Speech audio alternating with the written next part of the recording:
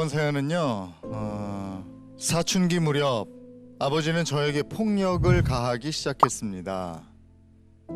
불편한 아버지와의 관계가 싫어 성인이 된 후에 저는 일에만 매달렸습니다. 그러던 중 일을 그만두게 된 후 집에 있는 시간이 길어지자 저는 우울증이 생겼고 조울증으로까지 이어져서 우리 부녀 관계는 회복할 수 없을 것 같았습니다. 이후에 저는 결혼을 해서 아버지와 따로 살고 있고 아버지는 평소 앓고 계시던 당뇨병으로 점점 건강이 악화되고 계십니다. 과연 저는 아버지를 용서할 수 있을까요? 안녕하세요. 저는 32살 음악학원을 운영하고 있는 조유란입니다. 네, 아버지의 폭력이 네. 사춘기가 시작되면서 시작이 됐어요? 아니면 더 어릴 때부터였어요? 사실 제가 어릴 적부터 시작이 됐었는데요. 네, 부모님께서 싸우시면은 네. 주로 이제 아빠가 엄마를 좀 많이 때리셨고 아이고. 네, 저랑 남동생은 이제 방에서 좀 많이 아이고. 울었었죠. 그러면 아빠가 그 유란 씨에게도 폭력을 가한 것도 어렸을 때부터예요? 아빠가 너무 무섭고 미우니까 네. 내가 어른이 되면 엄마를 지켜야겠다라는 생각에 이제 제가 좀 크기만을 바랬어요. 네. 근데 그게 이제 제가 반항으로 이어졌었고, 아. 네 아버지께 반항하다가 이제 같이 맞게 됐었죠. 근데 네. 그 아버지의 폭력의 정도는 네. 어느 정도였어요? 근데 아버지가 그렇게 겉으로 상처가 날 정도로 때렸던 건 아닌데 이제 심했던 거는 한 번 정말 피는 한 번 났었어요. 입술이 터져가지고. 네. 그래서 이제 엄마랑 동생이랑 저랑 같이 방에서 이제 셋이 울었던 기억은 있어요. 유란 씨 마음에 아빠는 어떤 사람 아니면 어떤 마음이었어요? 어릴 적에는 정말 아빠가 너무 싫어가지고 아빠가 없어졌으면 좋겠다라는 생각을 좀 많이 했었어요. 정말. 네. 엄마한테도 그런 얘기를 한 적이 있었어요. 너무 무서워서. 아빠가 술을 되게 좋아하셨어요. 그래서 안 드시면은 되게 괜찮으신데 술을 드시면 자꾸 다른 분이 되시는 거예요. 이게 가정 내 네. 축복 같은 거였군요. 네. 술 먹고 폭력을 쓰고. 네. 그리고 이제 물건 집어던지는 것도 되게 무서웠었고. 네. 그래서 하지 말라고 이제 말리면서 싸웠던 건데. 어렸을 때부터 마음에 상처가 엄청 많았겠어요. 네, 엄청 그 컸어요. 아버지가 그러면 네. 술 안 드시고 맨정신으로는 괜찮으세요? 정말 조용하시고 차분하세요. 우울증, 네. 뭐 조울증 이런 얘기가 네, 네. 나오던데 그거는 그게 제가 25살 때쯤이었던 것 같은데요. 네. 그때가 이제 학원에서도 이제 일을 열심히 했었고 거의 80명 넘게 운영을 하고 그리고 개인 레슨도 20명씩 채워가지고 거의 100명 가까이 애들을 지도를 했었어요. 그 정도로 일에 빠져 있었는데 이게 가정 불화에서 일어난 건지 아니면 일에서 대우를 못 받는다고 생각했던 건지 제가 화가 많이 있었어요. 예. 마음속에 분노가 좀 많이 있었어요. 내가 이만큼 일하는데 왜 대우를 못 받지? 라는 화도 있었고 집에 들어오면 마음 편히 쉬고 싶었는데 이제 부모님은 대화를 안 하고 지내시니까 그게 너무 답답한 거예요. 그래가지고 저도 모르게 이제 한순간에 다 놓아버리더라고요. 그러고 이제 집에만 있는데 갑자기 정신이 나가는 거예요.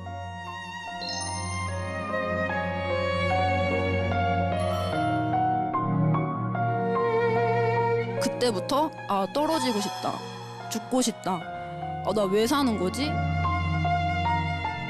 계속 넋이 나가 있었고 진짜 표정이 굳더라고요. 깜짝 놀랐어요. 저 되게 잘 웃는데 인상이 안 펴지는 거예요. 그리고 친구들이 얘기를 해도 그 얘기가 들리질 않았어요. 되게 공감을 못 해줬었어요. 그냥 가만히만 있었어요. 아버지와 갈등이 심했을 때는 네. 뭐 몸싸움도 하고 막 그쵸. 되게 힘들었다고요. 네, 왜냐하면 아빠께서는 엄마를 좀 때리셨잖아요. 네. 그럼 엄마는 항상 이렇게 맞으시는 상황이었는데 저는 되게 남자를 이기고 싶었어요. 너무 그게 싫었어요. 그러다 보니까 아빠가 사실 소아마비 장애로 인해서 한쪽 다리가 불편하세요. 네. 네, 근데 제가 이제 아빠를 좀 밀었어요. 그래서 이제 엄마한테 또 많이 혼났죠. 오히려 되려 혼나더라고요. 좀 당황했어요. 그 마음에 분노가 엄청 있었던 네, 거예요. 엄청 아버지에 컸어요, 대해서. 정말. 네. 그게 우울증과 또 연관이 있었을 수 있다고 선생님이 것 뭐라고 같아요. 안 하시던가요? 제가 굉장히 아빠에 대한 감정이 안 좋다고 말씀하시면서 네. 제가 처음에 병원에 갔을 때도 아빠 이야기를 했었거든요. 네. 그랬더니 아빠라는 단어만 듣고 눈물이 나냐고 막 그러시는 거예요. 네, 그래서 근데 조유란 씨는 좋아질 거니까 병원에 꾸준히 나오시라고 그 말이 되게 힘이 됐던 것 같아요. 원래 네. 아버지라는 존재가 청소년들 특히 사춘기 소녀들한테 주는 존재는 신뢰감 그리고 이 사회에서 내가 열심히 노력하면 뭔가를 해낼 수 있겠다라는 믿음을 주는 존재인 거거든요. 근데 그 시기에 이제 폭력을 경험하게 하고 그 또 몸싸움까지 했다는 존재는 세상 사람들 이 세상 남자뿐이 아니라 세상 사람들은 별로 믿을 존재가 아니다라는 거를 잠재적으로 마음 안에 깔고 살게 만들었던 거죠. 그러다가 20대 때 그 힘든 고생을 하다가 본인 말 그대로 그냥 한순간에 놔버렸다는 말이 아주 전형적인 그 중증 우울증 아유. 증상인 거예요. 저는 네. 한 가지 물어보고 싶은 게 아버지하고 내가 어렸을 때 당했던 그 폭력에 대해서 직접적으로 대화를 나눠보신 적이 있나요? 한 번도 없어요. 사실 하고 싶어요. 하고 싶은데 네. 아빠가 상처될까 봐 진짜 말을 못 하겠어요. 아빠가 속상해하는 모습을 보고 싶지 않아요. 근데 저런 경우에 어떻게 말을 꺼내야 될까요? 그거 참 이렇게 쉽지 않을 것 같아요. 직면하셔야 됩니다. 직면. 예.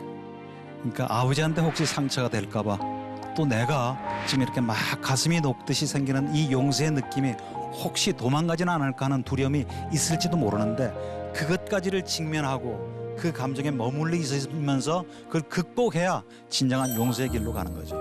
당장 아버지하고 얼굴을 맞대고 얘기하기가 좀 어려우면 쭉 그동안의 나의 상처, 나의 느낌 이런 것들을 편지로 정리를 한번 해보세요. 그래서 아버지한테 전해드리면 그죠? 일단 내 마음은 전달이 되는 거니까.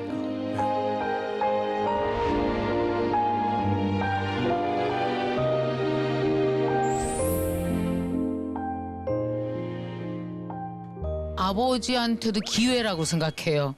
왜냐하면 그걸 가슴에 안고 미안한 채로 만약에라도 더 연세 드셔서 돌아가시게 되면 그분에게도 왜 어떤 사람은 남으로부터 용서받지 못한 상처를 안고 가는 사람도 있거든요. 갈 때. 그러니까 난 아빠한테도 기회라고 생각해요. 단 아버지의 사과를 받기 위해서 편지를 하지는 아니고. 마세요. 그걸 전제로 하시면 또 내가 서운하고 상처를 받을 수가 있기 때문에. 이미 유란 씨는 그거 많이 극복하시고 그 아빠는 그 젊은 당시에 본인의 힘든 고난한 삶과 스트레스와 열등감을 그 당시 약했던 부인과 아이들한테 풀었던 거를 이미 다 알고 계시잖아요. 그거를 용서하는 건 아버지를 위해서 용서하는 게 아니라 내가 건강하게 살기 위해서 용서를 하는 거거든요. 아버지가 본인이 그거를 해결하고 사람들한테 용서를 받는 건 그거는 사실은 아버지의 몫이에요. 그러니까 그것까지 내가 해결해야지라는 생각은 안 하셔도 되고요. 본인이 용기 내서 그거 아버지 용서하시는 걸로 그걸로도 충분할 것 같아요. 그 얘기를 하실 수 있으시겠어요? 아빠께요. 예. 사실 저는 아빠께 하고 싶지 않아요. 그래요. 네. 예. 네, 사실 하고 싶지 않아요. 그래요. 그러면 오늘 용서라는 주제로 네. 이 자리에서 얘기를 나누고 네. 있는데 그렇다면 네. 나한테 어렸을 때부터 폭력을 행사했던 그 아버지를 용서했다는 건가요? 저는 사실 제가 용서했다라는 거를 여기 와서 알았어요. 네, 저는 그냥 아빠께서 많이 지금 편찮으세요. 네. 당뇨 합병증이 있으셔가지고 네. 한쪽 눈이 실명되셨어요. 그래서 이제 그런 아빠를 모시고 계속 병간호는 했었는데 어느 순간 마음이 녹는다는 건 알았는데 그게 용서라고 생각은 못했거든요. 아. 네. 근데 여기 와서 내가 아빠를 용서한 거였구나라고 깨달았어요.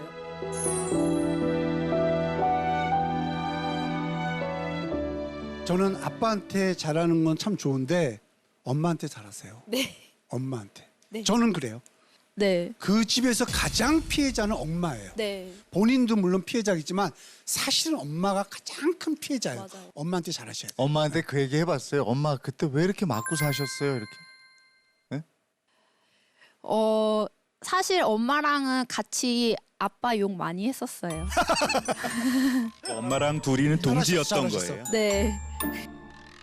저는 이 가족의 거리 있잖아요. 네. 왜 사람이 가까울 땐 이 정도 있다가 미워지면 점점 멀어진 것 같고 그래서 말을 붙이거나 화해를 할래 되게 어렵잖아요. 근데 왜 가족 안에 그 아빠와 나, 뭐 엄마와 나 미워서 잠시 멀어지고 말 안 하고 살고 근데 이 거리가 저는 뭐냐면 이 거리가 원래 존재하지 않았던 신기루 같은 거리더라고요. 가족 간의 거리는 왜 모르는 사람은 가려면 한 발씩 가야 되잖아요. 근데 가족은 만약에 그냥 얘 와서 그렇게 한 달 동안이나 왜 엄마한테 전화를 안 하고 그래 와서 엄마랑 밥 먹어 하는 순간 왜 갑자기 훅 가까워지는 느낌 있잖아요. 그러니까 한 발씩 안 가도 그냥 원래 그랬던 것처럼 다시 확 가까워지는 그 느낌이 너무 그게 가족의 힘이죠. 그게 그게 가족이죠. 기적 같은 힘이에요. 그게 기적이에요. 예, 그죠?